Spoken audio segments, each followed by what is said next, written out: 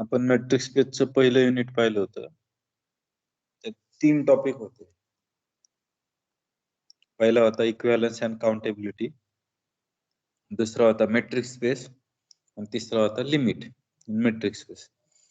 हे 3 टॉपिक पाहिजेत आपल्याला. तिन्हीचं आज रिव्हिजन करू कंप्लीट. इक्विव्हॅलन्स अँड काउंटेबिलिटी, याच्यात पण 2 टॉपिक, इक्विव्हॅलन्स अँड काउंटेबिलिटी. तर हा काउंटेबिलिटी पूर्ण डिपेंड आहे इक्विव्हॅलन्सवर. त्याच्यात आपण सुरुवातीला काय पाहिलं होतं? फंक्शन पाहिलं होतं. फंक्शन काय होतं? हा एक मॅप होता. तो काय करतो? ए मधल्या प्रत्येक एलिमेंटला बी मध्ये एकच एलिमेंट असाइन करतो. असं जर झालं तर त्याला आपण काय म्हटलं होतं? फंक्शन. कुठं डाऊट असला की लगेच विचारायचं, किंवा कुठं काय सांगायचं असलं की लगेच विचारायचं. पहा, 1 फंक्शन काय असतं? एफ हे फंक्शन ए पासून बी पर्यंत असेल, त्याला 1 फंक्शन कधी म्हणतो आपण? ज्यावेळेस मी F of A1 is equal to F of A2 घेतो आणि मला A1 is equal to A2 मिळतं, तर माझं फंक्शन काय असतं? 1 असतं. 1 दाखवायला लावलं तर असं दाखवायचं. किंवा दुसऱ्या भाषेत जर 2 तुम्ही वेगवेगळे हे घेतले, F of A1 not equal to F of A2 घेतले, तर A1 नॉट इक्वल टू काय मिळायला पाहिजे? A2 मिळायला पाहिजे. असं जर झालं तर त्याला काय म्हणतात? 1 म्हणतात. हे 1 नसतं याच्यासाठी दाखवायला सोपं पडतं हे, आणि आधीचं 1 असतं त्यावेळेस दाखवायला सोपं पडतं. त्याला अल्टरनेटिव्ह डेफिनेशन अशी देता येते की फंक्शन 1 कधी असतं की रेंज मधला कोणताही एलिमेंट घ्या तर त्याला प्रिसाइजली किती म्हणजे किती एलिमेंट पाहिजे? एकच एलिमेंट असाइन पाहिजे ए मधला.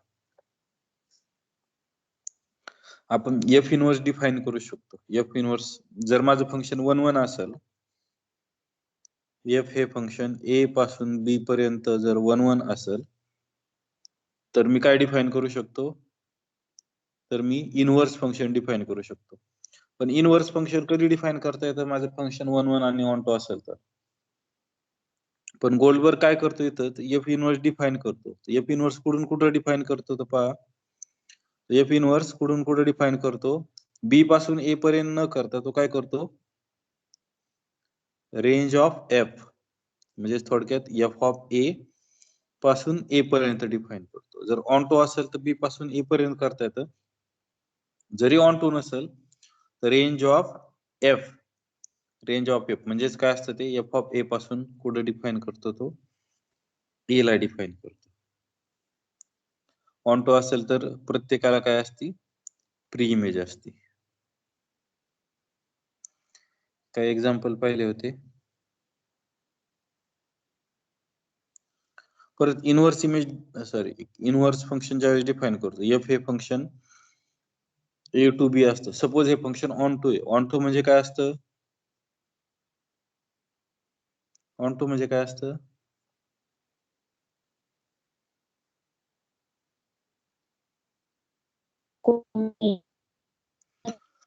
कोडोमेन मधल्या प्रत्येकाला काय असतं?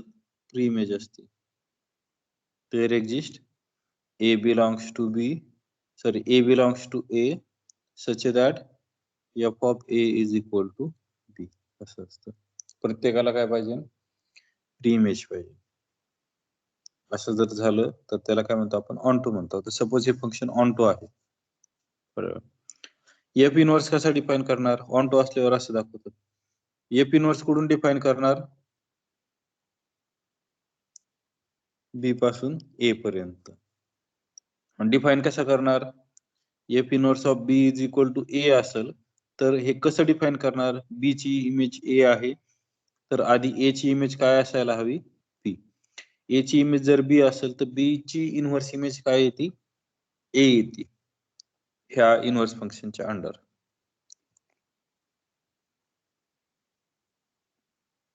डाऊट असला की लगेच थांबून विचारायचं. Function F from A to B is 1 1 and onto जर असेल त्याला नाव काय दिलेलं आहे? 1-1 करस्पॉन्डन्स. जर माझं फंक्शन ए पासून बी पर्यंत 1-1 ऑन टू असेल तर त्याला काय म्हटलेलं आहे? 1-1 करस्पॉन्डन्स. त्यालाच अल्टरनेटिव्ह डेफिनेशन कशी? एफ हे function A onto B, म्हणजे हे जे सिम्बॉल दाखवले ना हे ऑलरेडी ऑन टू आहे. F from A onto B हे जर 1-1 असेल म्हणजे ऑन टू ऑलरेडी 1-1 असेल तर त्याला काय म्हणलं जातं? 1-1 करस्पॉन्डन्स बिटवीन ए आणि बी.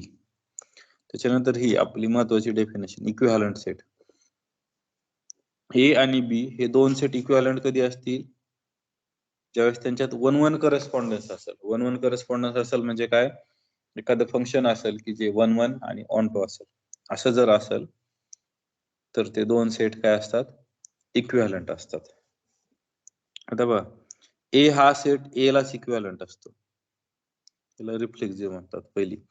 ए हा सेट स्वतःलाच इक्विव्हॅलंट असतो. जर ए हा सेट बी ला इक्विव्हॅलंट असेल तर बी सुद्धा काय असतो? ए ला इक्विव्हॅलंट असतो. याला ट्रान्झिटिव्ह प्रॉपर्टी म्हणतो, सॉरी सिमेट्रिक प्रॉपर्टी म्हणतात. आणि जर ए हा इक्विव्हॅलंट टू द बी आहे आणि बी हा इक्विव्हॅलंट टू द सी आहे तर ए हा इक्विव्हॅलंट काय असतो? सी असतो. ही ट्रान्झिटिव्हिटी प्रॉपर्टी. म्हणजे equivalent relation on set is an equivalence relation.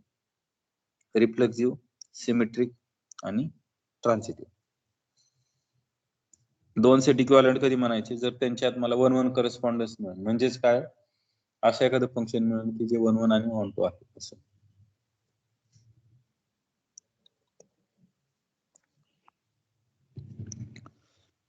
एखादा सेटला इन्फायनाइट कधी म्हणायचं? ए हा सेट झाला इन्फायनाइट कधी म्हणायचं? जर तुम्ही मला कोणताही पॉझिटिव्ह इंटिजर दिला तर त्या इंटिजर इतके मी त्या ए मध्ये एलिमेंट असणारा सबसेट देऊ शकतो. म्हणजे तुम्ही म्हणून त्या नंबर इतके मी त्या सेट मध्ये जर हे दिले एलिमेंट दिले तर त्याला काय म्हणायचं? Infinite set. आणि जो सेट इन्फायनाइट नाही त्याला काय म्हणायचं? Finite set. जो सेट इन्फायनाइट नाही त्याला काय म्हणायचं? Finite set. आता हे नोटेशन लक्षात घ्या. आय हा इन्फायनाइट सेट आहे. त्याच्यानंतर रिअल नंबर हा सुद्धा इन्फायनाइट सेट आहे. क्लोज इंटरवल 0-1 हा सुद्धा इन्फायनाइट सेट आहे. जर मी हा घेतला 1 2 अप टू 100 तर हा काय येतोय? फायनाइट सेट येतोय.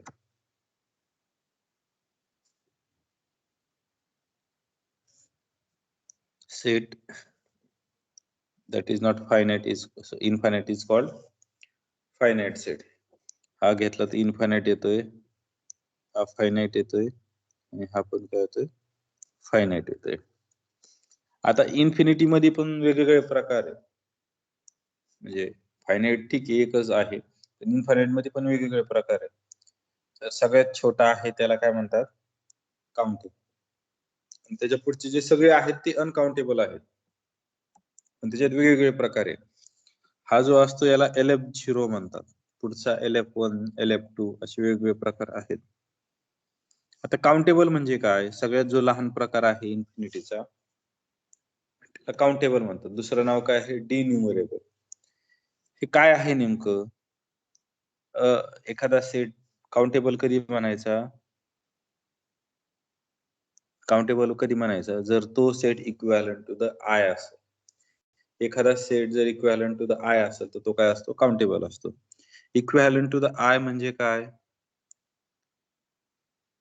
जर मला असं एखादं फंक्शन मिळालं आय पासून ए पर्यंत किंवा ए पासून आय पर्यंत की जे 1-1 आणि ऑन टू आहे तर त्याला काय म्हणणार? Equivalent to the I.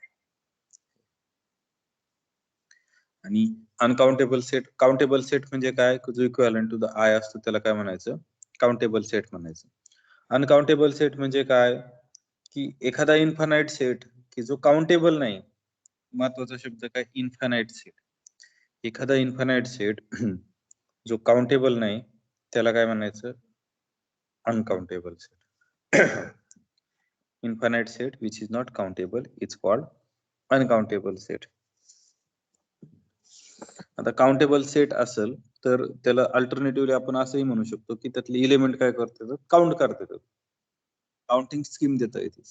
म्हणजे कोणताही इलिमेंट तुम्ही या प्रकारे लिहू शकता काउंटेबलचा, कारण ते फंक्शन काय असतं, आय टू ए असतं. मग 1 ची इमेज काय आली, एफ ऑफ 1, आणि सगळे एलिमेंट कव्हर होतात 1 1 ऑन टू फंक्शन. म्हणजे तुम्ही असं लिहू शकता, एखाद्याला वाटलं तर A1 A2 असं लिहू शकता, फक्त त्याच्या सबस्क्रिप्टला काय करता येते, नंबरिंग करता येते या सेन्स.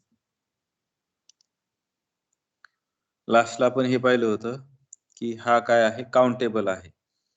काउंटेबल आहे याचा अर्थ काय की आय पासून त्या सेट पर्यंत मला 1 1 ऑन टू फंक्शन येतं. मला हा जर हे दाखवायचं असेल, काउंटेबल दाखवायचं असेल झेड, तर मला काय करावं लागेल, आय पासून झेड पर्यंत किंवा झेड पासून आय पर्यंत शोधलं तरी चालेल. असं एखादं फंक्शन शोधायला पाहिजे की जे 1 1 आणि ऑन टू आहे. हे जर तुम्ही फंक्शन ट्राय केलं तर हे 1 1 आणि ऑन टू येत आहे. त्याच्यामुळे हे काय झालं, आय अँड झेड इक्विव्हॅलंट झाले. जो सेट आय शी इक्विव्हॅलंट आहे त्याला काय म्हटलं होतं आपण, काउंटेबल. तुम्ही हे पाहू शकता की हा सेट काय आहे, काउंटेबल आहे. मात्र हा काउंटेबल नाही, हा काय येतो, फायनाईट. म्हणजे तुम्ही जर सेट घेतले, सेटचं नंबरिंग करायचं झालं तर हा पहिला पार्ट येतो फायनाईट, दुसरा येतो काउंटेबल, पुढचा येतो अनकाउंटेबल. जर एखादा सेट काउंटेबल नसेल तर त्याला 2 चॉईस आहे, एक तर तो फायनाईट असेल किंवा अनकाउंटेबल असेल. पण एखादा सेट काउंटेबल नाही आणि तो इनफायनाईट आहे तर त्याला एकच चॉईस राहते, कोणता, अनकाउंटेबल. एखादा सेट काउंटेबल नाही आणि तो इनफायनाईट पण नाही, मग त्याला एकच चॉईस राहते, कोणती, फायनाईट. म्हणजे हा काउंटेबल नाहीये, हा काउंटेबल नाहीये कारण तुम्ही देऊ शकत नाही आय टू ए. हा मात्र काय आहे, फायनाईट आहे, तो अनकाउंटेबल येणार. इथपर्यंत कोणाला काय अडचण,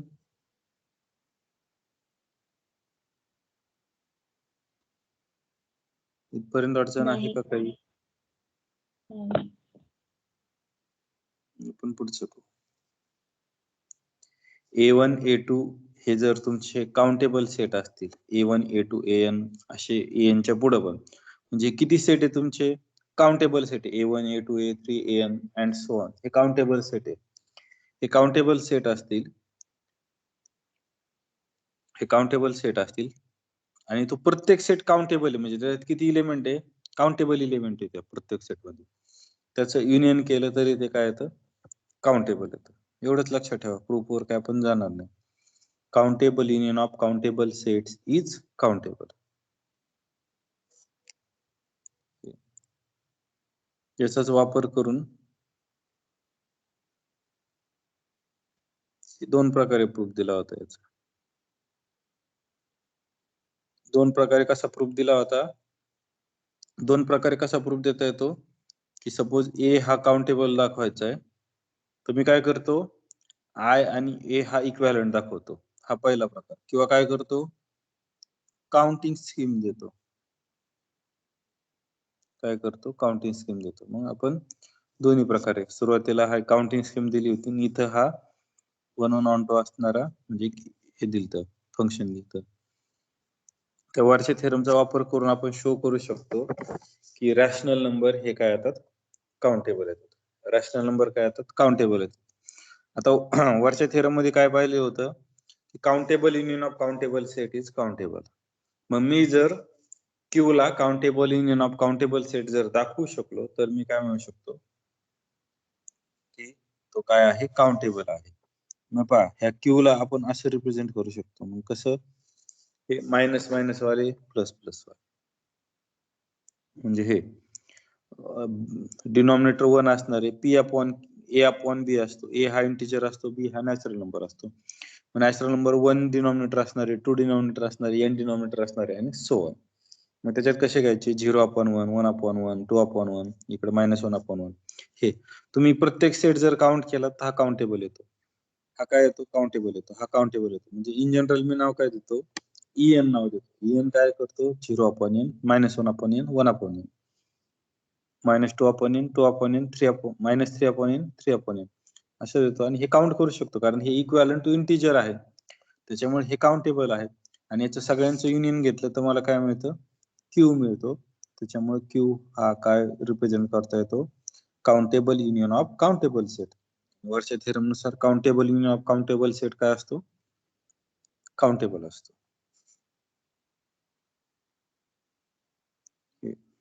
आता पहा, बी हा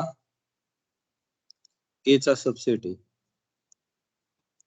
ए हा काउंटेबल असेल तर बी काउंटेबल असेल का काय सांगता येत नाही.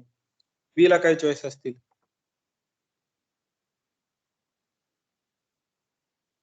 बी ला काय चॉईस असतील, काउंटेबलचा सबसेट काय असू शकतो, काउंटेबल असेल का फायनाइट असेल का, फायनाइट पण असू शकतो काउंटेबल पण असू शकतो, काउंटेबल असू शकतो, काउंटेबल असू शकतो. सपोज मी ए जर तुमचा दिला 1 2 3 अँड सो ऑन आणि बी हा दिला 1 2 3, बी हा याचा सबसेट आहे, तर बी हा काउंटेबल येतोय का, नाही ना, कारण तो फायनाइट आहे. फायनाइट असल्यावर काउंटेबल येत नाही, काउंटेबल फायनाइट. हो, बी हा काय फायनाइट आहे, म्हणजे नेसेसरी नाही काउंटेबलचा सबसेट हा काउंटेबल असेल, नेसेसरी नाही काउंटेबलचा सबसेट हा काउंटेबल मध्ये तर बी इज इनफायनाइट. बरोबर, हा पुढचा थेरम. बी जर इन्फायनाइट असेल, बी जर इन्फायनाइट असेल आणि ए हा काउंटेबल असेल, बी हा ए चा सबसेट असेल, तर बी सुद्धा काय असतो, काउंटेबल असतो. बी सुद्धा काय असतो, काउंटेबल असतो. याच्या प्रूफला काही जात नाही, विचारणार. क्लोज इंटरवल 0-1 मधले रॅशनल नंबर हे काय असतात, काउंटेबल असतात. आताच्या थेरमचं ऍप्लिकेशन, हा काय आहे, काउंटेबल आहे, वर पाहिलं होतं आपण, हा काय आहे, काउंटेबल आहे आणि हा इन्फायनाइट आहे. काउंटेबल सेटचा इन्फायनाइट सबसेट हा काय असतो, काउंटेबल असतो. त्याच्यामुळं या क्लोज इंटरवल 0-1 मधले रॅशनल नंबर असं डिनोट करतात, क्लोज इंटरवल 0-1 मधले रॅशनल नंबर असं डिनोट करतात, हे काय येतात, काउंटेबल येतात. त्याच्यानंतर हे होमवर्क तुम्ही सगळे वाचायचे आणि त्याचे सोल्युशन हे करायचे, शोधायचे. यातला एखादा प्रश्न विचारण्याची शक्यता आहे एमसीक्यू ला किंवा ट्रू ऑर फॉल्स ला, ट्रू ऑर फॉल्स ला विचारू शकतो.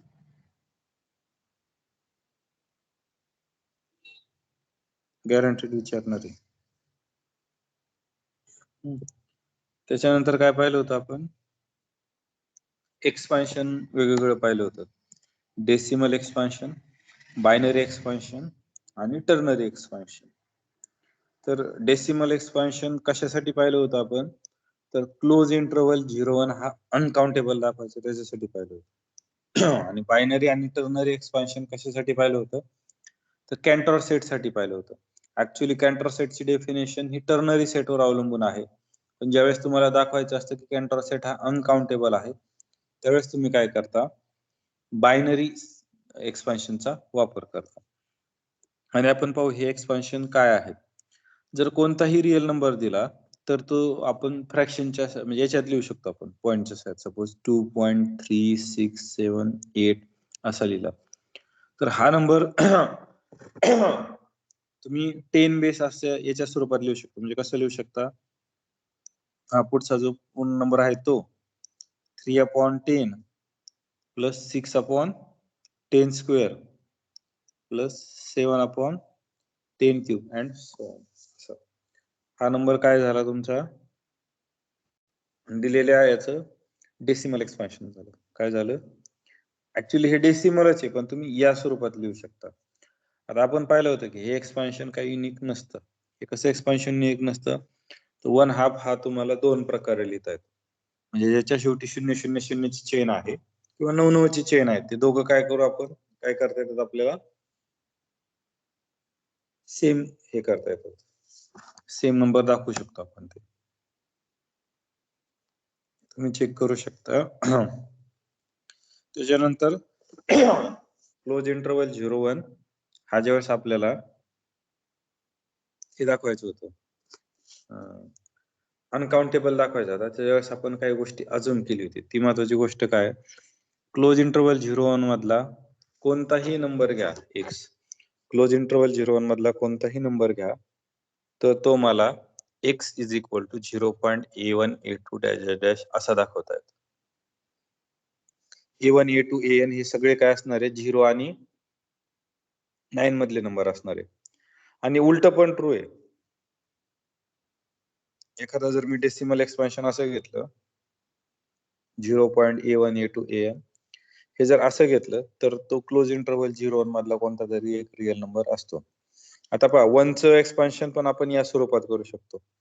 1चं एक्सपान्शन कसं करू शकतो 0.9999 हे जर तुम्ही काढलं ऍक्च्युअली तर हे काय येतं 1च येतं. म्हणजे यातल्या प्रत्येक एलिमेंटचं एक्सपान्शन आपण असं करू शकतो. याचा वापर करून या स्टेटमेंटचा वापर करून आपण काय शो केलं होतं क्लोज इंटरवल 0-1 हा काय येतो अनकाउंटेबल येतो हे शो केलं होतं. आपण काय प्रूफ मध्ये जाणार नाही त्याच्या विचारणार.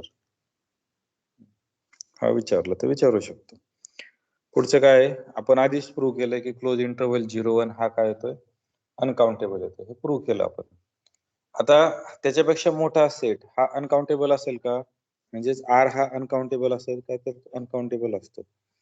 हा कसं शो करणार इथं शो करताना अजूम करायचं की क्लोज इंटरवल 0-1 हा काय आहे अनकाउंटेबल आहे. हा काय आहे अनकाउंटेबल आहे असं अजूम करायचं. मला आर हा शो काय करायचा आहे अनकाउंटेबल आहे. आता क्लोज इंटरवल 0-1 हा सबसेट कुणाचा आहे आर चा. हा काउंटेबल सपोज हा जर काउंटेबल असेल हा जर काउंटेबल असेल तर त्याचा सबसेट काय असणार आहे मागच्या थेरम नुसार हा इन्फानाइट आहे. काय आहे इन्फानाइट आहे. एखाद्या काउंटेबल सेटचा इन्फानाइट सबसेट काय असतो काउंटेबल असतो. मग हे आपल्याला कॉन्ट्रडिक्शन मिळते का कारण आपण ऑलरेडी वर प्रूव्ह केलं की क्लोज इंटरवल 0-1 हा अनकाउंटेबल आहे. मग हे कॉन्ट्रडिक्शन काय आलं कारण माझं अजम्पशन चुकीचं आहे. माझं अजम्पशन काय आहे की आर हा काउंटेबल आहे हे चुकीचं आहे. म्हणजे आर हा काय असायला पाहिजे अनकाउंटेबल असायला पाहिजे. पाहिलं होतं या प्रूफला मी काही जात नाही. विचारला तर वर चालेल नाही विचारला तर लिहू नका काहीच. तसंच बायनरी एक्सपान्शन पण करू शकतो आपण कोणत्याही रिअल नंबरचं. बायनरी एक्सपान्शन मध्ये किती नंबर वापरले जातात 0 आणि 1 हेच डिजिट वापरले जातात. आता बायनरी एक्सपान्शन कसं असतं तर पहा हे असं असतं हे A1 आणि A2 फक्त काय आहेत 0 आणि 1 आहेत. तुमचा एखादा बायनरी नंबर असेल तर त्याला इक्विव्हॅलेंट नंबर असा लिहिता येतो. 13/16 असेल तर तो कसा लिहू शकतो पण असा लिहू शकतो. आपण पाहिलेलं आहे की नेमकं कसं लिहायचं नंबर 1 हाफ असेल तर 0.1000 यालाच आपण असं सुद्धा लिहू शकतो बरं का 1 हाफला 0.011111 तुम्ही चेक करू शकता याच्यात नंबर टाकून हे दोन एक्सपान्शन येतात. म्हणजे बायनरी मध्ये काय युनिक नाही बायनरी मध्ये पण एक्सपान्शन काय नाहीये युनिक नाही. बायनरी मध्ये युनिक नाही टर्नरी मध्ये युनिक नाही डेसिमल मध्ये पण युनिक नाही. जर 0 रिपीट होत असेल किंवा दिलेले जे बेस आहेत त्याच्यातला लास्टचा डिजिट रिपीट होत असेल तर ते युनिक एक्सपान्शन येत नाही. तसंच टर्नरी एक्सपान्शन आहे. टर्नरी एक्सपान्शन मध्ये 3 डिजिट वापरले जातात 0, 1 आणि 2 म्हणजे त्याचा बेस 3 आहे. कोणताही रिअल नंबर घ्या 0 आणि 1 मधला तर तुम्हाला असा लिहिता येतो. हा काय b1/3 b2/3 square and so on आणि bi काय आहे 0, 1, 2 आहे. तुम्ही 1/3 चं एक्सपान्शन काढलं तर असं येईल 1/2 चं एक्सपान्शन काढलं तर असेल. हे वेगवेगळे एक्सपान्शन येतात. एक्सपान्शन रिपीट कसं होतं तर पहा जर या हे जे बेस असणारे 0, 1, 2 यातला लास्ट डिजिट जर रिपीट झाला तर हे येतं. म्हणजे 1/3 चं एक्सपान्शन काय आहे दोन वेगवेगळ्या प्रकारे करता येतं.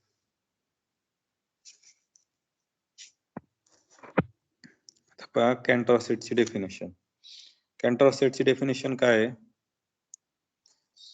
क्लोज इंटरवल 0-1 मधले असे रिअल नंबर x की ज्यांचं टर्नरी एक्सपान्शन विदाउट डिजिट किती आहे 1. जर एक क्लोज इंटरवल 0-1 मधला एखादा x घेतला, त्याचं जर डिजिट एक्सपान्शन विदाउट 1 असेल तर तो काय येतो कॅन्टर सेट मधला इलेमेंट येतो. असे सगळे इलेमेंट जर गोळा केले तर तो काय होतो कॅन्टर सेट होतो. आता पहा 1/3 चे 2 एक्सपान्शन आहे, मला विदाउट डिजिट 1 लागतंय, याचे 2 एक्सपान्शन विदाउट डिजिट 1 मिळतंय तर मिळतंय. जर ते विदाउट डिजिट 1 मिळू शकलं तर ते कशात जातं कॅन्टर सेट मध्ये. आता 1/2 हा असा आहे, तर 1/2 ला आपण काय करू शकत नाही, कारण 2 2 2 2 ची चेन असती तर आपण त्याला कन्वर्ट केलं असतं. इथं 2 ची चेन येते का नाही, 1 ची. हे विथ डिजिट काय आहे 1 आहे, त्याच्यामुळे हे काय कॅन्टर सेट मध्ये येणार नाही. 5/6 पण तुम्ही पाहू शकता, 5/6 पण काय नाहीये कॅन्टर सेट मध्ये नाहीये. कॅन्टर सेट हा आणखी वेगळ्या प्रकारे तयार करता येतो.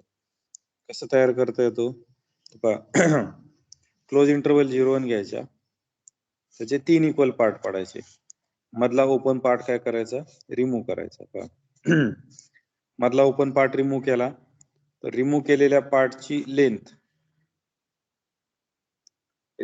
पार्टची लेंथ किती येते एवढी 2/3 - 1/3 म्हणजे 1/3 आली.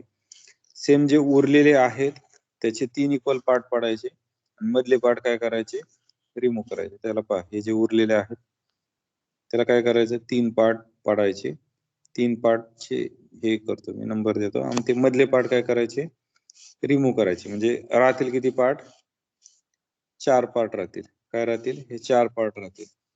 रिमूव्ह केलेल्या पार्टची लेंथ किती असेल 2/9 - 1 आणि हे असेल. तर ही टोटल लेंथ जर काढली, ही जर टोटल दुसऱ्या स्टेपला लेंथ काढली तर ती किती येते 2/9 म्हणजे 2/3 स्क्वेअर. असं जर कंटिन्यू करत राहिलं तर तुम्हाला पुढचं आणखी एक स्टेप केली तर 2 स्क्वेअर अपॉन 3 क्यूब ही लेंथ येते. म्हणजे n स्टेपला जर केलं n स्टेपला तर n स्टेपला काय मिळतं रिमूव्ह केलेल्या पार्टची लेंथ किती मिळते 2n - 1 3n ही लेंथ मिळते रिमूव्ह केलेल्या पार्टची टोटल. म्हणजे प्रत्येक स्टेपला जर रिमूव्ह केलेल्या पार्टची लेंथ जर कॅल्क्युलेट केली तर ती या प्रकारे येते. याच्यातून जर 3 कॉमन घेतला तर हे असं उरते आणि इथं जॉमेट्रिकल सिरीज मिळते r = 2/3 मिळते, आणि हे जर सॉल्व्ह केलं तर किती मिळते 1 मिळते. म्हणजे तुम्ही क्लोज इंटरवल 0-1 मधून काही इंटरवलचा युनियन रिमूव्ह करताय. किती रिमूव्ह करताय त्याची लेंथ किती असणार आहे 1 असणार आहे. म्हणजे 1 लेंथ मधून तुम्ही 1 लेंथ रिमूव्ह करताय, आणि जे उरलेले आहेत ते काय असतात कॅन्टर सेटचे एलिमेंट असतात. ते एलिमेंट किती आहेत असं जरी असलं तर ते एलिमेंट किती अनकाउंटेबल. कॅन्टर सेट मध्ये किती एलिमेंट असतात अनकाउंटेबल एलिमेंट असतात. इथं या टर्नरी मध्ये लिहायचं आणि याला बायनरी मध्ये लिहायचं. कॅन्टर सेट मध्ये किती एलिमेंट येतात इन्फायनाइट, सॉरी अनकाउंटेबल. इन्फायनाइट ते येतात पण किती येतात अनकाउंटेबल येतात. हे दोन स्टेटमेंट पहा. f हे फंक्शन आहे a पासून b पर्यंत, a पासून b पर्यंत त्याची रेंज एवढी, हा f ऑफ a झाला. स्टेटमेंट काय सांगतं f ऑफ a हा जर अनकाउंटेबल असेल, f ऑफ a हा जर अनकाउंटेबल असेल तर a सुद्धा काय असतो अनकाउंटेबल असतो. f ऑफ a अनकाउंटेबल असेल तर a सुद्धा काय असतो अनकाउंटेबल असेल. पण f ऑफ a काउंटेबल असेल तर मी नाही सांगू शकत की हा काउंटेबल आहे का अनकाउंटेबल आहे. पण f ऑफ a हा जर अनकाउंटेबल असेल म्हणजे रेंज जर अनकाउंटेबल असेल तर डोमेन सुद्धा काय असतो अनकाउंटेबल असतो. त्याच्यानंतर एखादा b हा सबसेट आहे a चा, हा अनकाउंटेबल आहे, हा अनकाउंटेबल आहे, हा काय आहे काउंटेबल आहे. तर a मायनस b काढला तर तो काय होतो अनकाउंटेबल. म्हणजे अनकाउंटेबल मधून तुम्ही जर काउंटेबल मायनस केले अनकाउंटेबल मधून तुम्ही काउंटेबल एलिमेंट काढून टाकले तर तो उरलेला सेट ए मायनस बी हा सुद्धा काय राहतो, अनकाउंटेबल राहतो. हा सुद्धा काय राहतो, अनकाउंटेबल राहतो. त्याच्यानंतर इरॅशनल नंबर काय असतात, अनकाउंटेबल असतात. याचाच वापर करायचा. आर हा अनकाउंटेबल आहे, त्याच्यातून जर तुम्ही काउंटेबल एलिमेंट काढून टाकले तर उरलेले काय असतात, अनकाउंटेबल असतात. वरचा हा काउंटेबल काढले तर हा काय आहे, अनकाउंटेबल काढले तर. मग म्हणलं होतं की आर हा बिगर दॅन आय असतो. म्हणजे काउंटेबलचे इन्फिनिटचे वेगवेगळे प्रकार असतात.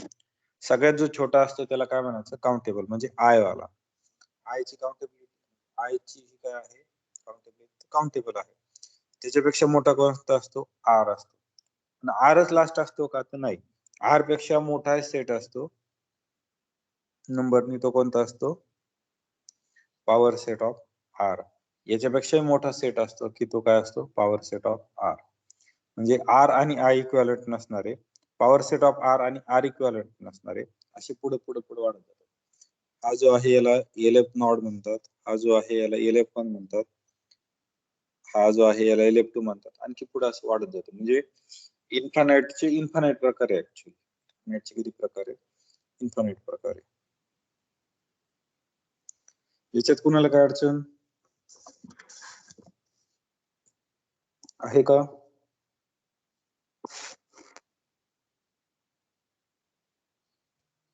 एखादं एक्सप्लेन करायची गरज आहे, किंवा काय स्टेटमेंट, डेफिनेशन किंवा थेरमचा प्रूफ किंवा एक्झाम्पल सांगा तसं. काउंटर सेट नवीन सांगून द्या सर. कॅन्टर सेट आपण दोन प्रकारे डिफाइन करतो. काय करतो, दोन प्रकारे. पहिला प्रकार कसा आहे, आपण टर्नरी एक्सपान्शन पाहिलंय. टर्नरी एक्सपान्शन काय असतं, टर्नरी एक्सपान्शन काय असतं की ज्याच्यात 0, 1 आणि 2 एवढेच डिजिट असतील. आता हे टर्नरी एक्सपान्शन पाहताना आपण कशातलं पाहतो, क्लोज इंटरव्हल 0 मधलं पाहतो. आता क्लोज इंटरव्हल 0 मधलं कोणताही एक्स घ्या तर तुम्हाला टर्नरी एक्सपान्शन मध्ये हे करता येतो, राईट करता येतो. म्हणजे कसं, A1, A2, A3 and so on. आणि AI हे कुठले असतील, एक तर 0 असेल, एक तर 1 असेल किंवा 2 असेल. टर्नरी म्हणजे त्याचा बेस 3 आहे. हे असं एक्सपान्शन करू शकतो क्लोज इंटरव्हल 0 मधलं टर्नरीच्या भाषेत. प्रत्येक एलिमेंटचं करू शकतो. आता ज्यावेळेस मी हे एक्सपान्शन करतो त्यावेळेस त्याच्यात अशा काही सिक्वेन्स येणार आहे ज्याच्यात 0 असेल, 1 असेल, 2 असेल. काही अशा येणार आहे की ज्याच्यात 1 नसेल, काही अशा येणार आहे की ज्याच्यात 2 नसेल. आता पहा, मग ह्या सगळ्या क्लोज इंटरव्हल 0 मधले अशा सगळ्या सिक्वेन्स आहेत, त्यातल्या मी अशा सिक्वेन्स निवडतो की ज्या सिक्वेन्स मध्ये, म्हणजे ह्या नंबरच्या याच्यात 1 अपियर होत नाही. म्हणजे त्याचं टर्नरी एक्सपान्शन आहे ते डिजिट विदाउट 1 आहे. विदाउट 1 जे एक्सपान्शन असेल ते एलिमेंट गोळा करायचे आणि एका सेट मध्ये टाकायचे. आता पहा, 1/3 एक्सपान्शन मला विदाउट डिजिट 1 करता येते, हे येतंय करता. विथ 1 करता येते हा प्रश्नच नाही. विदाउट 1 करता येते का, येतंय. हा विदाउट 1 करता येते, त्याच्यामुळे 1/3 हा कशात गेला, कॅन्टर सेट मध्ये गेला. हा 1/2 आहे. 1/2चं एक्सपान्शन विदाउट डिजिट 1 करता येतंय का, तर नाही करता येत. जर नसेल करता येत विदाउट डिजिट 1 तर हा कॅन्टर सेट मध्ये नाही. पुन्हा हे पण पहा, हा पण नाही करता, त्याच्यामुळे हा कॅन्टर सेट मध्ये येत नाही. हे असं एका प्रकारे करता येतं. आणि दुसऱ्या प्रकारे कसं करता येतं की हा क्लोज इंटरव्हल 0-1 घ्यायचा, त्याचे 3 इक्वल पार्ट पाडायचे. त्याचे काय करायचे, 3 इक्वल पार्ट पाडायचे आणि हा मधला काय करायचा, रिमूव्ह करायचा. म्हणजे क्लोज 0 हा मग हा रिमूव्ह केला तर रिमूव्ह केलेल्या पार्टची लेंथ कॅल्क्युलेट करायची. परत काय करायचं, याचे 3 पार्ट पाडायचे आणि हा रिमूव्ह करायचा.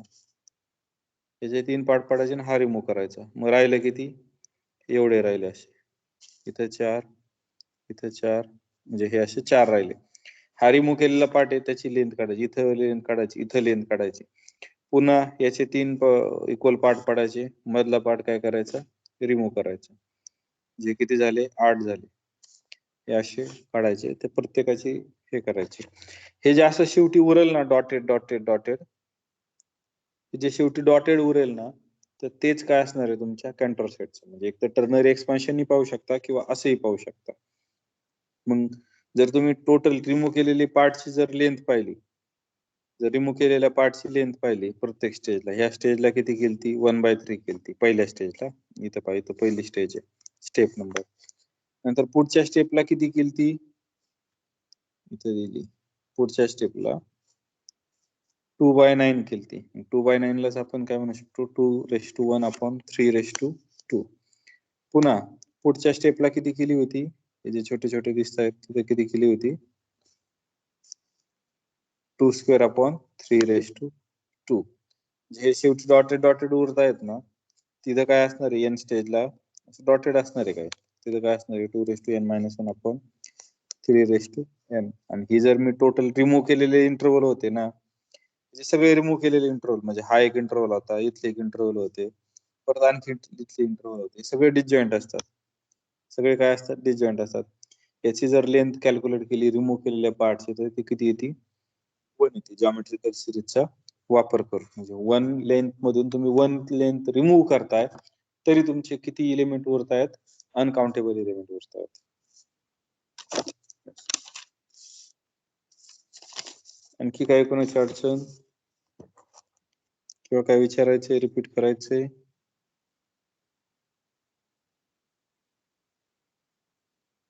आहे का? असेल तर सांगा.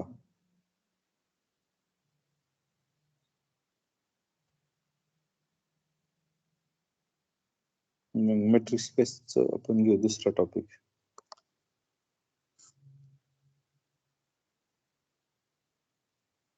Metric space.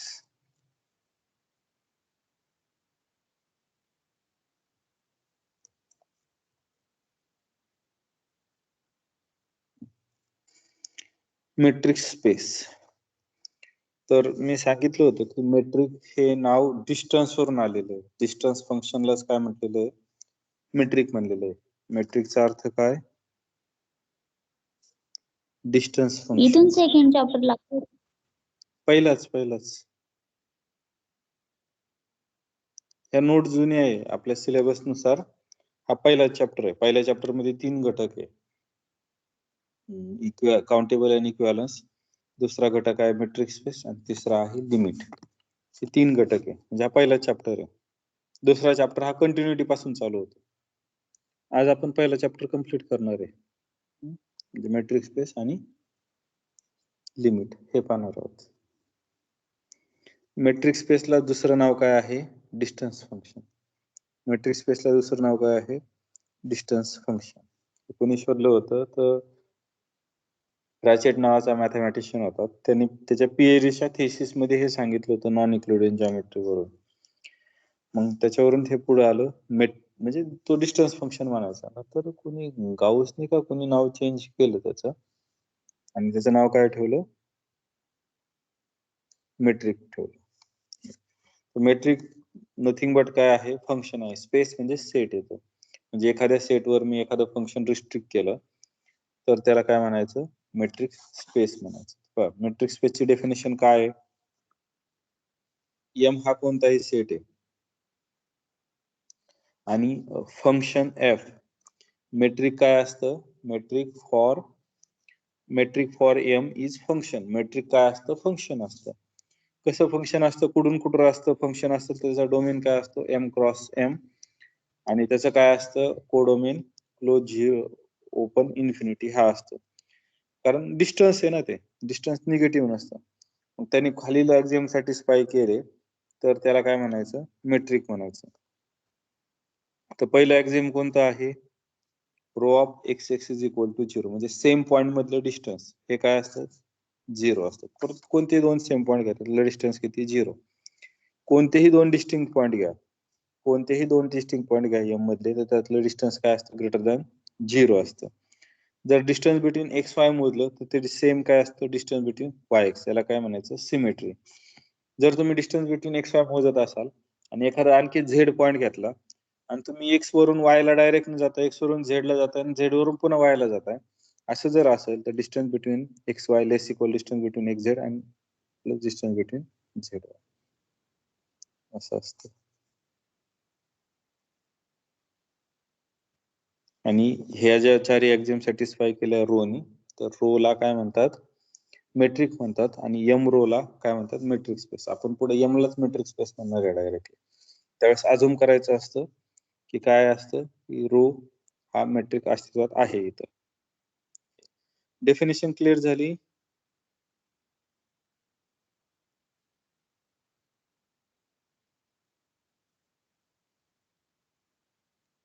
डेफिनेशन क्लिअर झाली का?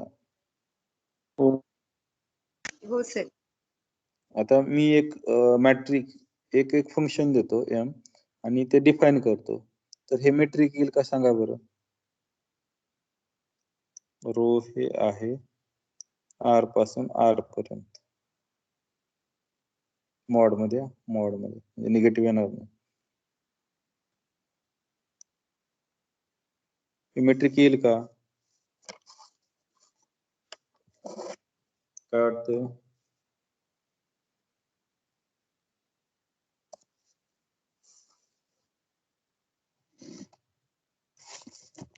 ही मेट्रिक येईल का? पहिली कंडिशन सॅटिस्फाय होती, होते. तिसरी होते, तिसरी होते ना, mod of x square minus Y square घ्या किंवा mod of Y square minus x square घ्या, काय फरक पडेल? नाही पडायचा. ऍक्च्युली दुसरी होते आणि तुम्ही पाहिलं तर तिसरी होऊ शकते, तिसरी पण होईल. प्रश्न राहतो दुसऱ्याचा, दुसरी सॅटिस्फाय होईल का? जर तुमचे दोन डिस्टिंक्ट पॉइंट असले तर त्यातलं डिस्टन्स स्ट्रिक्टली ग्रेटर दॅन 0 असेल का? x इज इक्वल टू 1 घ्या आणि y इज इक्वल टू -1 घ्या, दोघं सेम पॉइंट आहे का? नाही. मग त्यांचं डिस्टन्स हे स्ट्रिक्टली ग्रेटर दॅन 0 आलं तर ती कंडिशन सॅटिस्फाय होईल ना. यांचं डिस्टन्स किती येतंय 1 आणि -1 मधलं ह्या डेफिनेशन ने? 0 येतंय. दुसरी कंडिशन होल्ड होते का? डिफरंट पॉइंटचं डिस्टन्स स्ट्रिक्टली ग्रेटर दॅन 0 यायला पाहिजे, होते का? नाही होत. ही कंडिशन होल्ड होत नाही, त्याच्यामुळे हे काय मेट्रिक येत नाही. लक्षात आलं? हो सर. मग हे अशा प्रकारचं एक्झाम्पल आहे, याला म्हणायचं सुडोमेट्रिक. काय म्हणायचं? सुडोमेट्रिक. जिथं दुसरी कंडिशन होल्ड होत नाही आणि बाकीच्या तिन्ही कंडिशन होल्ड होतात, त्याला काय म्हणायचं? सुडोमेट्रिक. सुडोमेट्रिकला घेऊ नका सिरियस, कारण मी त्याच्यावर प्रश्न विचारणार नाही, काहीच नाही. फक्त जे विद्यापीठाचे MCQ आहेत ना, त्याच्यात आहे सुडोमेट्रिक, त्याच्यामुळे सांगतो. आपण आता काही स्पेशल मेट्रिक पाहिले होते, ते स्पेशल मेट्रिक पाहू आपण, कोणते कोणते होते. कोऱ्या ठिकाणीच पाहू. पहा, पहिलं काय होतं, तर एम हा आर दिला होता, त्याला नाव काय होतं? ऍब्सोल्यूट व्हॅल्यू मेट्रिक किंवा युज्युअल मेट्रिक. काय होतं? ऍब्सोल्यूट व्हॅल्यू मेट्रिक किंवा युज्युअल मेट्रिक. कसं होतं, जर दोन पॉइंट घेतले तुम्ही, एक्स आणि वाय आर मधले घेतले, तर त्यातलं डिस्टन्स कसं डिफाइन केलं होतं? Mod of x minus Y, हे असं डिफाइन केलं होतं. आणि आपण चेक केलं होतं की हा काय येतो? मेट्रिक येतो. मी काय ते चेक करून दाखवणार नाही. दुसरा, आणि याला डिनोट कसं करतात, तर आर डॅश डिनोट करतात. दुसरा एक मेट्रिक पाहिला होता आर वर, तर त्याला नाव काय होतं? Discrete metric.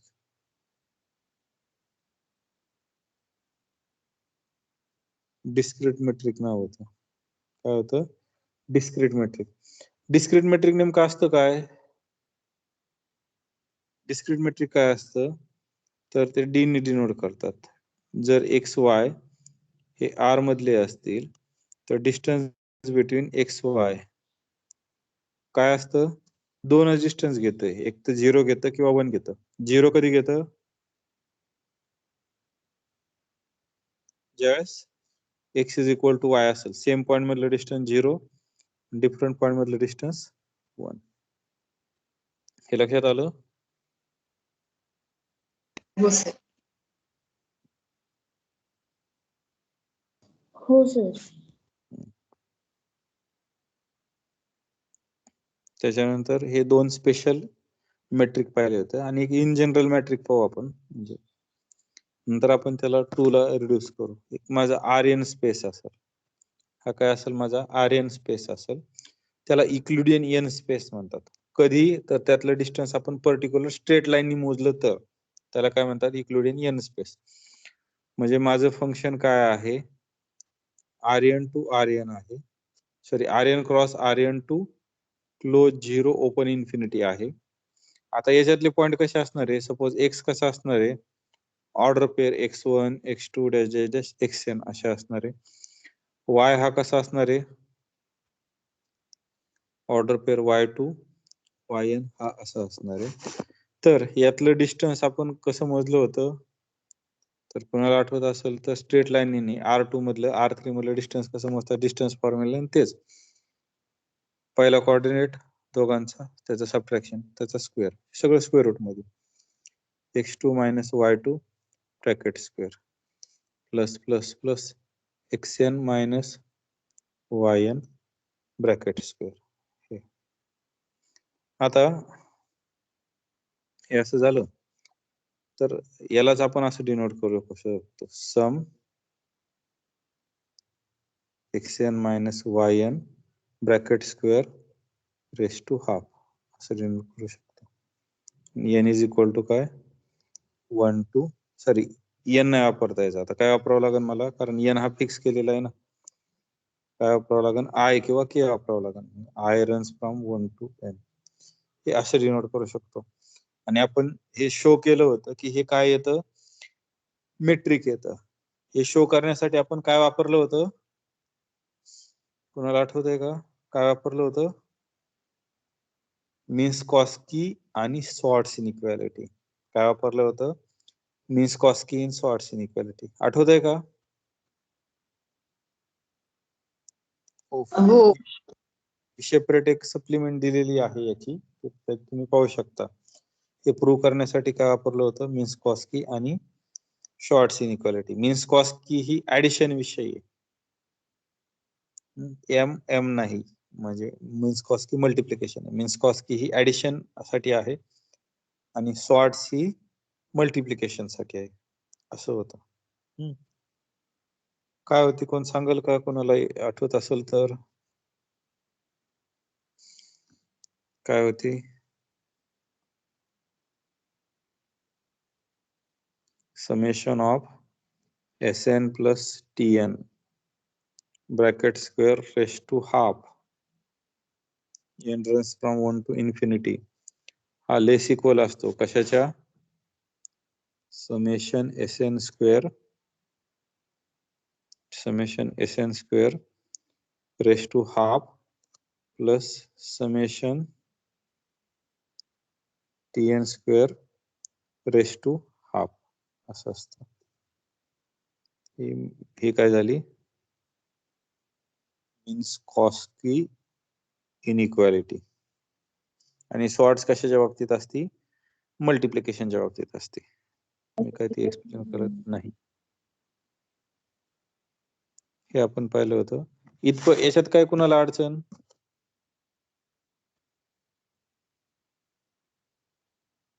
याच्यात काय कुणाला अडचण आहे का?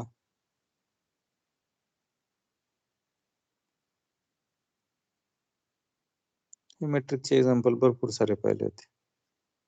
आहे का याच्यात कुणाला काय अडचण?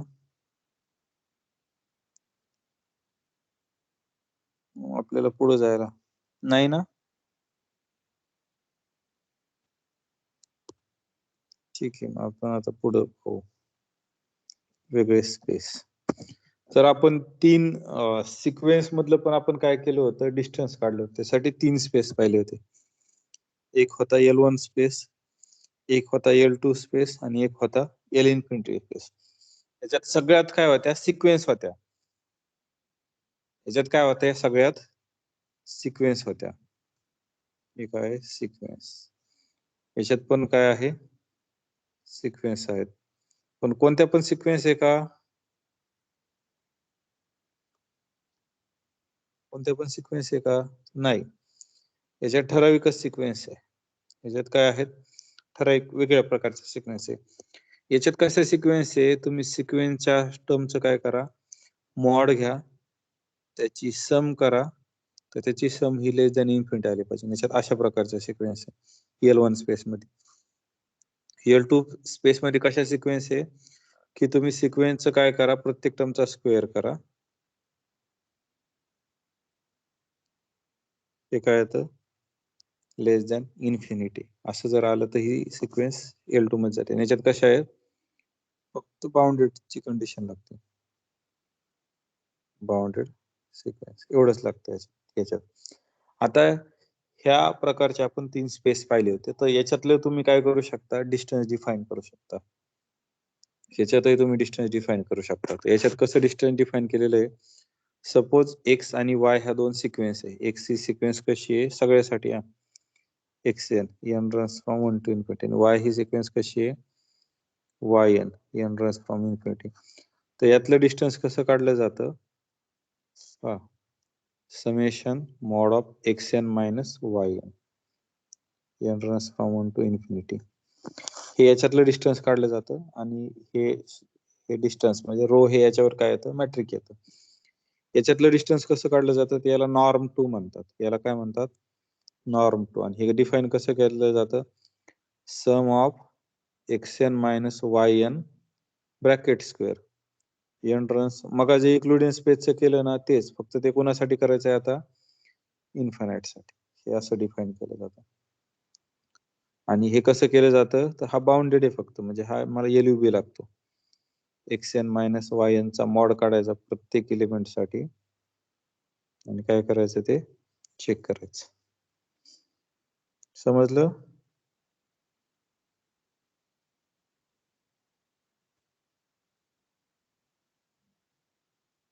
Yes sir.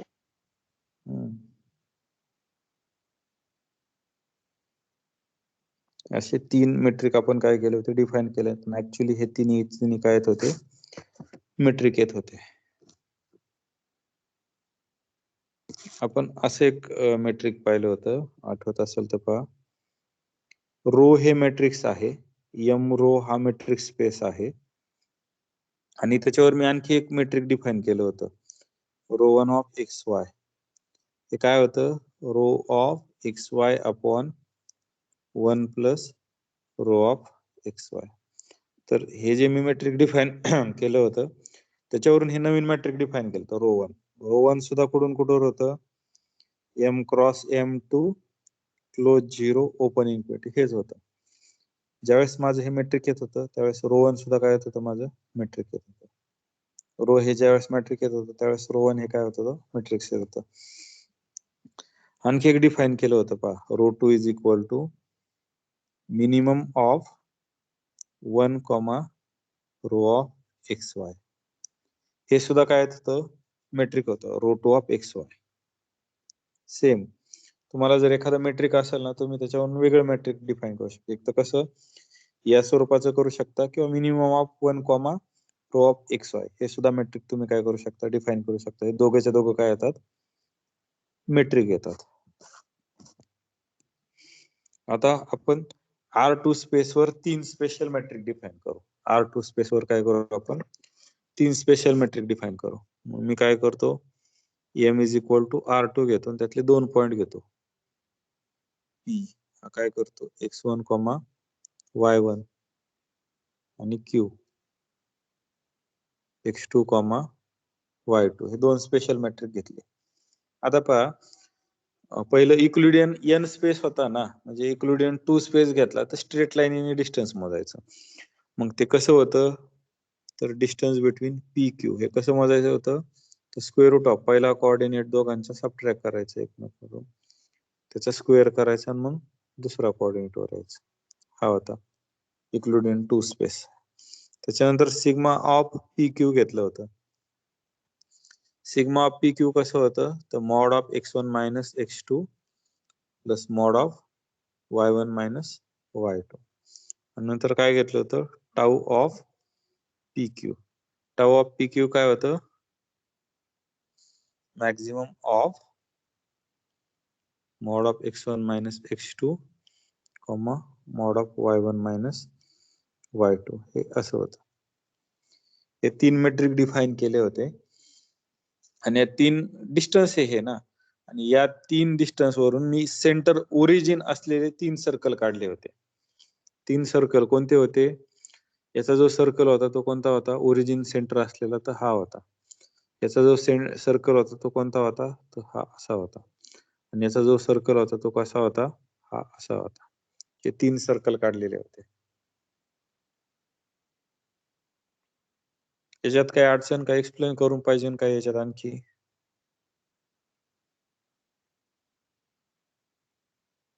एक्सप्लेन करायची गरज आहे का इनफ आहे का सर्कल कसे काढायचे हे रिपीट करायची गरज आहे. हो काढू आपण कोणता सर्कल काढायचा पहिला दुसरा तिसरा नाही तुम्ही ते सांगितलं ना तर का कोणतं अंतर जास्त आहे तर ते रिपीट करता का कोणतं अंतर जास्त येतं तर पहा तुम्ही हे सर्कल काढायचे आणि ते एकमेकात फिट करायचे. ते एकमेकात काय करायचे फिट करायचे किंवा तुम्ही डायरेक्ट असं करा की एखादं एक्झाम्पल घ्या आणि त्याच्यावरून शोधा ना कोणतं डिस्टन्स जास्त येईल कोणतं डिस्टन्स कमी येईल. मी जर पहिले हे घेतले पी क्यू आणि क्यू आर हे घेतले पी हा 1 घ्या क्यू हा 0 घ्या पहिल्या याच्यासाठी तर पहा याच्यातलं डिस्टन्स किती येईल 1 minus 0 square plus 1 minus 0 square म्हणजे डिस्टन्स बिटवीन पी क्यू किती येईल 1 स्क्वेअर प्लस 1 स्क्वेअर म्हणजे 1 प्लस 1 त्याचं स्क्वेअर रूट म्हणजे किती आलं स्क्वेअर रूट ऑफ 2 आलं. याच्यातलं डिस्टन्स काढलं त्याच्यातलं डिस्टन्स कसं येईल याच्यातलं डिस्टन्स कसं येईल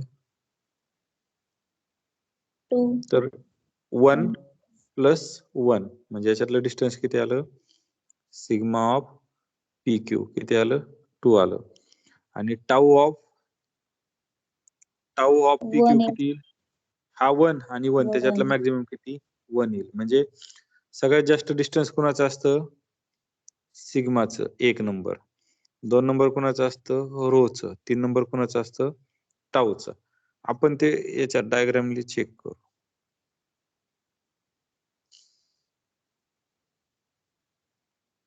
पहिला पॉइंट ओरिजिन आहे आणि दुसरा पॉइंट कोणता आहे हा 1 1 आहे आणि हा कोणता आहे ओरिजिन. पहा पहिल्यांदा आपण स्ट्रेट लाईन डिस्टन्स मोजलं होतं म्हणजे हे डिस्टन्स हे किती आलं होतं स्क्वेअर रूट ऑफ 2. नंतर काय केलं होतं distance sigma of P Q काय असतं mod of x1 minus x2 plus mod of y1 minus y2 म्हणजे याच्यातले हे x कोऑर्डिनेटचं डिस्टन्स हे आणि दुसरं हे डिस्टन्स म्हणजे हे डिस्टन्स इथं किती आलं होतं 1 आणि 1 म्हणजे डिस्टन्स किती आलं होतं 1 प्लस 1 इज इक्वल टू 2 असं आलं होतं. आता पुढचं डिस्टन्स कसं मोजलं होतं तर पहा पुढचं डिस्टन्स कसं मोजलं होतं तर टाऊ ऑफ पी क्यू हे काय होतं मॅक्झिमम घ्यायचा होता mod of x1 minus x2 comma mod of y1 minus y2 याच्यातला म्हणजे हे डिस्टन्स काढायचं होतं mod of x1 minus x2 हे किती आलं 1 आलं हे काढायचं होतं हे किती आलं होतं 1 आलं मग याच्यातला मॅक्झिमम घ्यायचा याच्यातला मॅक्झिमम किती येईल तर 1 येईल म्हणजे हे डिस्टन्स किती आलं होतं 1 आलं होतं यालाच काय म्हणायचं टॅक्सी कॅब मेट्रिक याला काय म्हणायचं टाऊ वाल्याला टॅक्सी कॅब मेट्रिक. काय आणखी एक्सप्लेन करायची गरज दुसरं एक्झाम्पल घेऊन किंवा काय नाही सर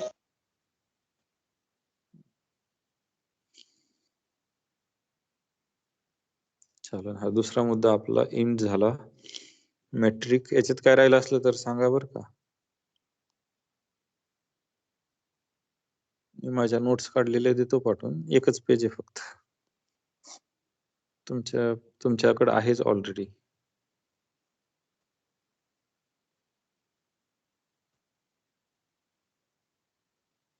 सर्कल.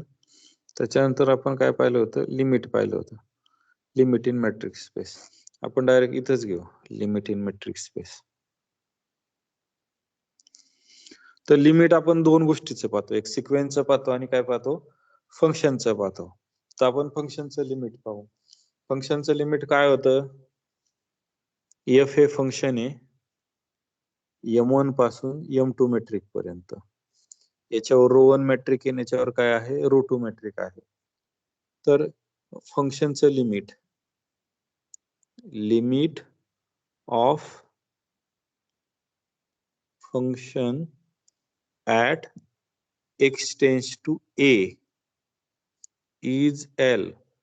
म्हणजे काय असतं, डेफिनेशन काय आहे, एखाद्या फंक्शनचं limit as x tends to a L आहे, त्याला डिनोट कसं करतो, limit x tends to a of f of x is equal to L. आणि डिफाईन कसं करतो, काय करतो, for given epsilon greater than 0 there exist delta greater than 0 such that काय, आता पहा M1 एक जर इथे घेतला तर f of x कुठे येणार आहे तुमचा, M2 मध्ये. मला काय पाहिजे, distance between f of x, L less than epsilon when 0 less than distance between x आणि a, हे काय पाहिजे, डेल्टा पाहिजे. ही डेफिनेशन पाहिली होती, बरोबर, आठवते का ही पाहिली होती. याच्यात कुणाला काही डाऊट आहे का, म्हणजे काय की प्रत्येक एप्सिलॉन साठी असं मला डेल्टा मिळायला पाहिजे. ज्यावेळेस x आणि a चं डिस्टन्स जर लेस दॅन डेल्टा असेल तर f ऑफ x आणि L चं डिस्टन्स किती असायला हवं, लेस दॅन एप्सिलॉन असायला हवं. यालाच असं लिहितात ह्या खालच्या स्टेपला.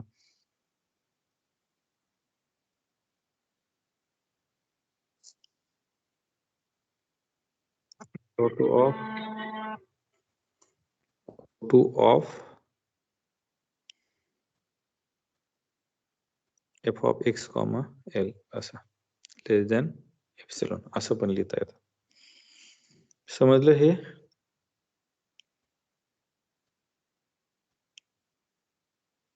होप. आता पहा आपण एक काही थिअरम पाहिले होते. f हे फंक्शन आहे, f ची हे फंक्शन आहे कुठून कुठवर, m पासून r पर्यंत, रिअल व्हॅल्यूड फंक्शन म्हटलं होतं. जर f चं लिमिट हे L असेल, g चं लिमिट हे m असेल as x tends to a, म्हणजे x ऍट a ला f चं लिमिट L असेल, g चं लिमिट जर m असेल, तर f प्लस g चं लिमिट किती असणार आहे, L plus m. f minus g चं लिमिट किती असणार आहे, f इंटू g चं लिमिट किती असणार आहे, L into m. f by g चं लिमिट किती असणार आहे, L अपॉन m. फक्त इथं काय पाहिजे, m नॉट इक्वल टू 0. हे अट जर असेल तर हे सॅटिस्फाय होतं. हे पाहिलं होतं आपण, हे फंक्शनच्या बाबतीत पाहिलं होतं. आता आपण कशाच्या बाबतीत पाहू, फंक्शनच्या बाबतीत झालं तर आपण कशाच्या बाबतीत पाहू, सिक्वेन्सच्या बाबतीत पाहू. कशाच्या बाबतीत, सिक्वेन्सच्या बाबतीत. मग एखादी सिक्वेन्स आहे xn, हे जे सगळे xn आहेत हे कशातले आहेत, मेट्रिक स्पेस मधले, म्हणजे याच्यावर डिस्टन्स कशाने मोजणार, रो ने मोजणार. हे जर असं असेल, हे जर असं असेल तर ही सिक्वेन्स xn x ला कॉन्व्हर्ज होती, असं कधी म्हणतो, झाली तर असं डिनोट करतो आपण. कधी म्हणतो, ज्यावेळेस प्रत्येक एप्सिलॉन साठी मला असा डेल्टा मिळायला पाहिजे ग्रेटर दॅन 0 सच दॅट, कसा, सच दॅट, सॉरी काय चूक झाली, कोण सांगेल,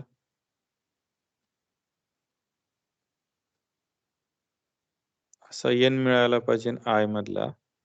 For given epsilon greater than 0, there exists n belongs to I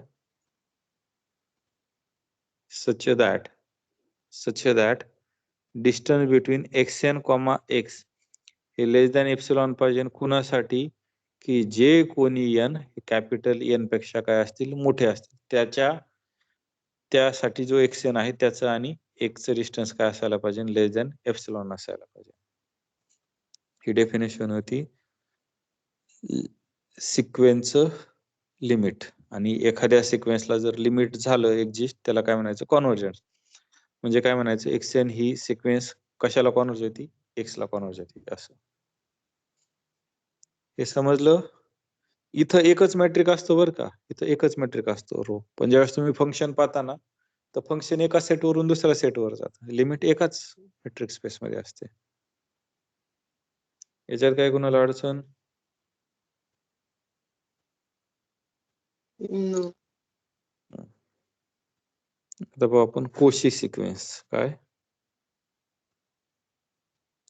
Cauchy sequence? Cauchy sequence काय असतं? xn ही सिक्वेन्स आहे इन m मधली ही सिक्वेन्स आहे. आता याला कोशी कधी म्हणायचं? For given epsilon greater than 0 there exist n belongs to I पाहिजे सच दॅट कोणातलं डिस्टन्स xn आणि x xn xn म्हणा जे वर म्हटले ते लेस दॅन एप्सिलॉन कुणासाठी? for all n for all nm जो n मला मिळालाय त्याच्या पुढच्यांसाठी हे पाहिजे. आणि ही कंटिन्युटी कॉन्व्हर्जन्सची डेफिनेशन काय आहे? For given epsilon greater than 0 there exist n belongs to I such that distance between xn, l less than epsilon for all n greater equal n. ही अशी डेफिनेशन कोणाची? कॉन्व्हर्जन्स सिक्वेन्सची. वरची कोणाची? कोशी सिक्वेन्सची. कोणती सिक्वेन्स कोणती असेल? कोणती सिक्वेन्स कोणती असेल? म्हणजे कोशी ही कॉन्व्हर्जंट असेल का कॉन्व्हर्जंट ही कोशी असेल? काय वाटतं? म्हणजे ऑलरेडी झालेलं आहे आपलं. convergent ही कोशी सिक्वेन्स असते ना. कॉन्व्हर्जंट ही काय असते? कोशी असते. कॉन्व्हर्जंट ही काय असते? कोशी. का? Rough idea. कारण xn आणि जो शेवटचा पॉइंट आहे म्हणजे लास्टचा पॉइंट आहे त्याच्यातलं जर डिस्टन्स तुमचं लेस दॅन एप्सिलॉन असेल तर त्याच्या आधीच्या कोणत्याही पॉइंटचं डिस्टन्स काय असावं लागणार आहे तुम्हाला? लेस दॅन एप्सिलॉन असावं लागणार आहे. म्हणजे हे जर ट्रू झालं तर हे काय असतं? ट्रू असतं. पण उलट ट्रू असतं का इन जनरल? नाही. कोशी सिक्वेन्स कॉन्व्हर्जंट असते का? कोशी असू शकते पण नीड नॉट बी कॉन्व्हर्जंट. म्हणजे असते का असं विचारलं की जर सगळ्यासाठी असली तर हो, नाही तर नाही. म्हणजे Cauchy sequence need not be convergent. का नसते सांगा बरं? काय आयडिया? तर कोशी मध्ये तुम्हाला शेवटचा पॉइंट लागतो का? गरजेचा आहे का? नाही. पण ते कॉन्व्हर्जंट मध्ये आवश्यक आहे. मग आपण एखादं एक एक्झाम्पल देऊ. मी m हा मेट्रिक स्पेस काही घेऊ शकतो ना. ओपन 0 1 घेतला. आता पहा याच्यातली मी सिक्वेन्स पाहतो 1/2n. 1/2n सिक्वेन्स कोणती येईल? 1/2, 1/4, 1/6, 1/8. ही सिक्वेन्स कशातली? पूर्ण m मधली. आता पहा ही सिक्वेन्स कोशी येणार आहे. ही जी सिक्वेन्स आहे ना 1/2n ही काय येणार आहे? कोशी येणार आहे. पण ही कॉन्व्हर्जंट येईल का m मध्ये? ही माहिती ही सिक्वेन्स कुठे जाणार आहे तुमची? 0 ला जाणार आहे. ही सिक्वेन्स कुठे जाणार आहे? 0 ला. पण 0 ह्या मॅट्रिक्स स्पेस मध्ये आहे का? नाही. झिरो या मेट्रिक स्पेस मध्ये आहे का? नाही. त्याच्यामुळे ही नॉट कॉन्व्हर्जंट आहे. लक्षात आलं? रिपीट करा सर. करता का? हो करा असं सांगितलं तरी चालेल. तुमच्यासाठीच ना revision. m is equal to 0 1 हा सेट घेतला. आता मला काय सांगायचंय, आपण मग पाहिलं की कॉन्व्हर्जंट काय असते? कोशी असते. मी त्याच्या प्रूफ मध्ये जाणार नाही, पण कोशी नीड नॉट बी कॉन्व्हर्जंट हे मला शो करायचंय. मला असं एखादं एक्झाम्पल द्यायचंय. जर ट्रू नसेल तर असं एखादं एक्झाम्पल द्यावं लागतं की ते होल्ड होत नाही. मग मला अशी एखादी सिक्वेन्स द्यायची की जी कोशी आहे पण ती काय नाहीये, कॉन्व्हर्जंट नाही. आता मग मी ही एक सिक्वेन्स एक मेट्रिक स्पेस घेतो. मला ही मेट्रिक स्पेस मध्ये द्यायची एम हा मेट्रिक स्पेस काय ओपन इंटरवल 0 1 आहे. त्यात 0 आणि 1 इन्क्लूड आहे का? तर नाही. आता मला एक अशी एक सिक्वेन्स द्यायची की जी कोशी आहे. मग मी कोणती देतो? 1/2n ही सिक्वेन्स देतो. पहा ही सिक्वेन्स काय 1/2 1/4 1/6 1/8 ही पुढे चाललेली 0 कडे चाललेली.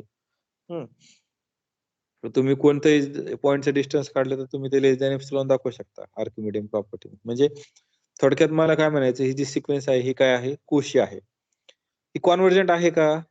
ह्या एम मध्ये. माझा प्रश्न कुठे? एम मध्ये आहे का? ही सिक्वेन्स कुठे जाणार आहे? तुमची 0 ला जाणार आहे, बरोबर. ही सिक्वेन्स कॉन्व्हर्ट झाली तर कुठे कॉन्व्हर्ट होणार आहे? 0 ला, बरोबर. तुम्ही पाहू शकता ना ही सिक्वेन्स 0 कडे चालली. मग आता ही जर सिक्वेन्स 0 ला आहे, पण 0 ला ही कॉन्व्हर्जंट आहे का? आपण कशात विचार करायचा? ह्या मेट्रिक स्पेस मध्ये आहे का? ही 0 ला कॉन्व्हर्ज आहे, पण 0 ह्या मेट्रिक स्पेस मध्ये नाही ना. त्याच्यामुळे ही सिक्वेन्स ह्या एम मध्ये कॉन्व्हर्जंट नाही. ती दुसऱ्या स्पेस मध्ये कॉन्व्हर्जंट असेल, पण ह्या एम मध्ये कॉन्व्हर्जंट आहे का? नाही. मग ही याच्यात काय आहे? कोशी आहे, पण काय नाहीये? Not convergent in that space. समजलं का? हो. हे समजलं? म्हणजे हे दोन पक्क लक्षात ठेवायचं. कोशी ही कॉन्व्हर्जंट नसू शकते, मात्र कॉन्व्हर्जंट ही कोशी ऑलवेज असते.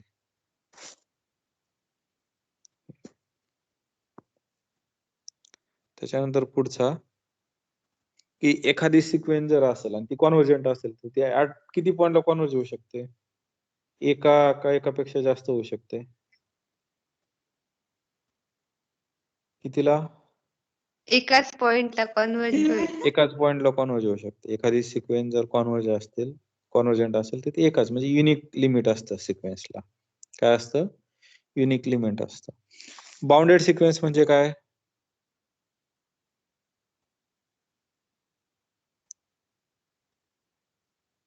बाउंडेड सिक्वेन्स म्हणजे काय असतं? एखादी सिक्वेन्स घ्या एक्सएन इज बाउंडेड. कधी म्हणता येईल? ज्यावेळेस तुम्हाला असा सपोज आपण यल मिळाल की त्या सिक्वेन्सच्या टर्म कशात आहे?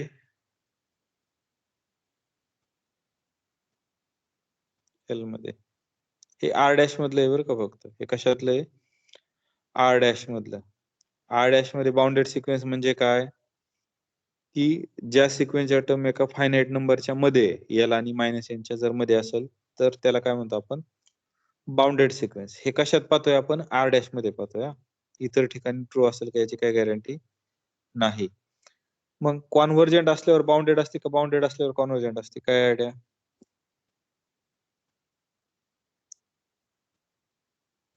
कॉन्व्हर्जंट असल्यावर बाउंडेड असती का बाउंडेड असल्यावर कॉन्व्हर्जंट असते? बाउंडेड असते. कॉन्व्हर्जंट असल्यावर काय असणार आहे? कारण त्याची तुम्ही इन्फिनिटीकडे गेलं तर एका फिक्स पॉईंटच्या जवळ जाते, म्हणजे ते काय एका सर्टन पॉईंटच्या बाहेर जाणार नाही. त्याच्यामुळे कॉन्व्हर्जंट असल्यावर बाउंडेड असतं.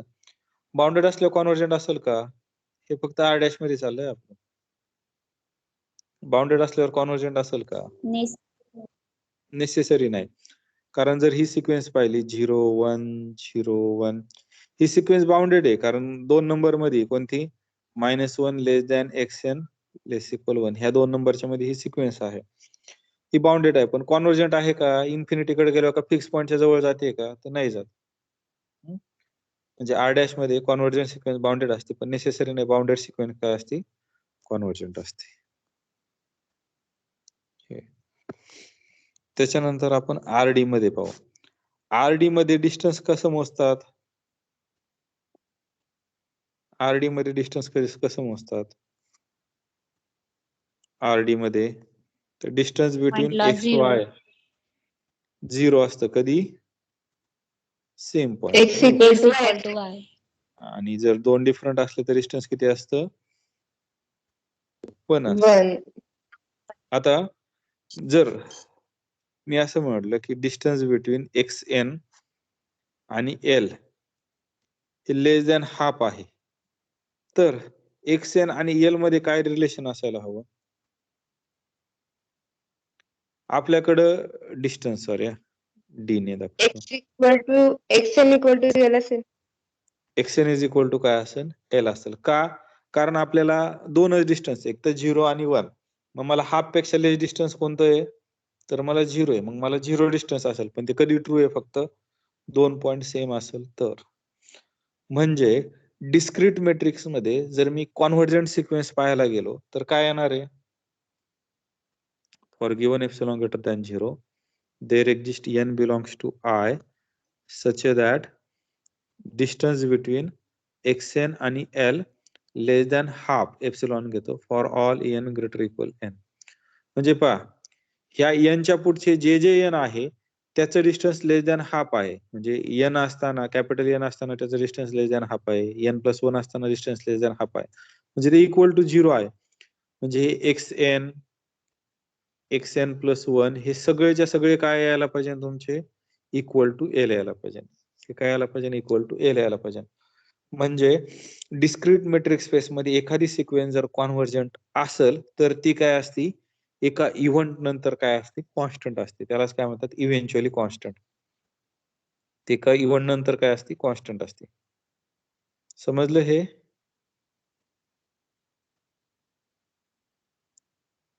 जर एखादी सिक्वेन्स डिस्क्रीट मॅट्रिक्स स्पेस मध्ये जर कॉन्व्हर्जंट असेल तर ती एका फिक्स पॉइंट नंतर काय असेल? कॉन्स्टंट असेल. म्हणजे पहा, ही जर सिक्वेन्स मी m is equal to R D घेतला तर मी ही सिक्वेन्स घेतली 1 1/2 1/3 1/4, तर ही सिक्वेन्स कॉन्व्हर्जंट असेल का आर डी मध्ये, म्हणजे आर मध्ये with respect to discrete matrix? तर नाही.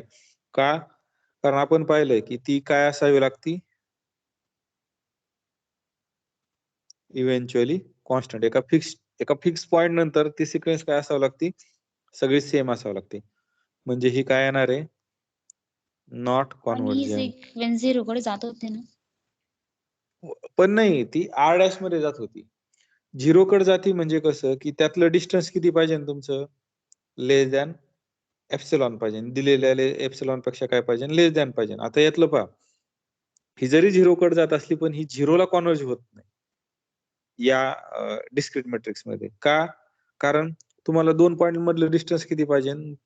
फार कमी पाहिजे ना. तुम्हाला 0 आणि एका याच्यातलं डिस्टन्स किती पाहिजे? एप्सिलॉन पेक्षा लेस पाहिजे, म्हणजे हाफ पेक्षा लेस पाहिजे. पण हाफ पेक्षा लेस येऊ शकतं का?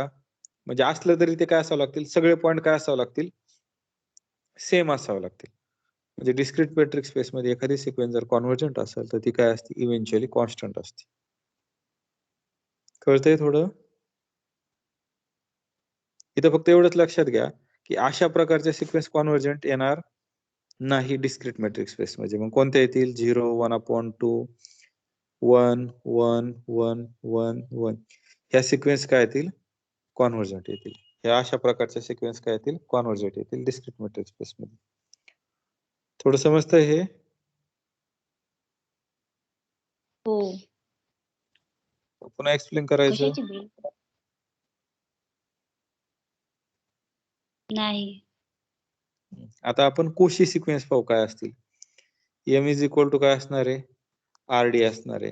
कोशी सिक्वेन्सची डेफिनेशन काय आहे? For given epsilon greater than 0 there exist n belongs to I such that distance between xn आणि xm हे काय असायला हवे, लेस दॅन एप्सिलॉन हा असायला हवे for all n m greater equal n असं पाहिजे. मग मी epsilon is equal to particular काय घेतो, हाफ घेतो. हाफ साठी पण ट्रू असणार आहे, प्रत्येक एप्सिलॉन साठी ट्रू आहे म्हटल्यावर half epsilon is equal to. मग याच्यावरून काय सांगता येईल, डिस्क्रीट मॅट्रिक्स ज्यामध्ये ज्यावेळेस तुम्ही आहात त्यावेळेस लेस दॅन डिस्टन्स हाफ असल्यावर xn इज इक्वल टू काय असेल, xm असेल ना, कारण हाफ पेक्षा डिस्टन्स काय आहे माझं, लेस फक्त 0 आहे. 0 कधी 2 पॉईंट सेम असल्यावर.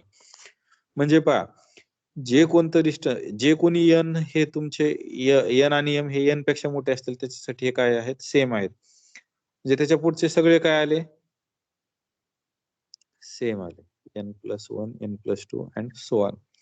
म्हणजे डिस्क्रीट मॅट्रिक्स स्पेस मध्ये कॉन्व्हर्जंट जरी सिक्वेन्स असली तरी ती काय असती, इव्हेंच्युअली कॉन्स्टंट असते. एका इव्हेंट नंतर कॉन्स्टंट असते. आणि कोशी जरी असली तरी ती इव्हेंच्युअली कॉन्स्टंट असते.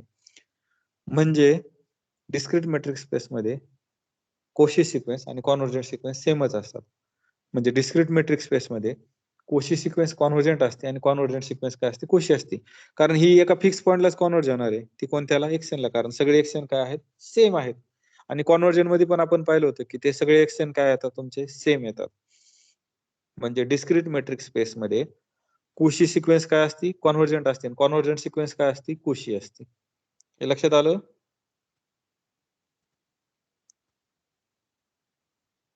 लक्षात येतंय का. म्हणजे दोन्ही सिक्वेन्स काय असतात, एका इव्हेंट नंतर काय होतात, कॉन्स्टंट होतात. दोन्ही सिक्वेन्स एका इव्हेंट नंतर काय होतात, कॉन्स्टंट होतात. समजलं हे. हो सर. आता सांगा बरं, ही सिक्वेन्स कॉन्व्हर्जंट येईल का डिस्क्रीट मॅट्रिक्स स्पेस मध्ये.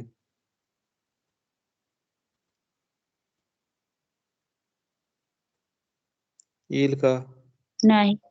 नाही का. याची टर्म काय आहे, पहिली 1/2 1/4 1/8 1/16 ही इव्हेंच्युअली कॉन्स्टंट आहे का एका इव्हेंट नंतर, नाही. नाही. त्याच्यामुळे ही कॉन्स्टंट येणार, सॉरी ही कॉन्व्हर्जंट येणार नाही डिस्क्रीट मॅट्रिक मध्ये. ऍब्सोल्यूट व्हॅल्यू मध्ये येईल कॉन्व्हर्जंट. डिस्क्रीट मॅट्रिक त्यासाठीच वेगळा आहे, सगळ्यांपेक्षा वेगळा आहे तो. समजलं थोडंफार, जेवढं शिकवलंय तेवढं.